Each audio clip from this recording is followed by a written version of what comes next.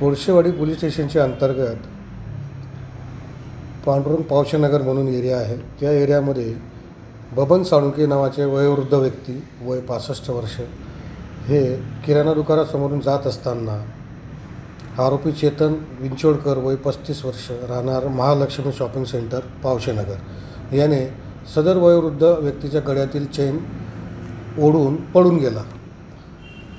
त्या अनुषंगाने गुन्हा दाखल करण्यात आला व आमच्या DB टीमने व आमच्या अधिकाऱ्यांनी सदर गुन्ह्याच्या अनुषंगाने हद्दीमध्ये तात्काळ पेट्रोलिंग नाकाबंदी केली व आरोपीचं टावर लोकेशनवरून त्याचा शोध घेतला व आरोपीला ताब्यात घेऊन त्याच्याकडे विचारपूस केली असता त्याच्याकडे 1,20,000 रुपये किमतीचे 3 तोळे वजनाची चेन हस्तगत करण्यात आलेली आहे.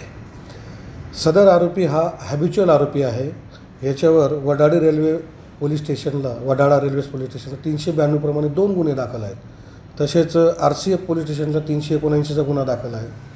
तसंच याला तडीपार देखील करण्यात आलेलं आहे. त्या पोलीस स्टेशनने तडीपार केलेलं आहे आणि तडीपार असताना देखील तो मिळून आल्याने कलम 142 प्रमाणे देखील कारवाई झालेली आहे. तसा हा हॅबिच्युअल ऑफेंडर आहे. हा पूर्वी तिकडं हद्दीत राहिला होता वडाळ्याच्या हद्दीमध्ये. आता तो आईवडिलांकडे आलेला आहे इकडे. सध्या तो जेलमध्ये आहे आणि त्याचं MPDAचं प्रपोजल होतं का ते आम्ही चाचपणी करत आहोत. त्याप्रमाणे पुढील कारवाई करीत आहोत.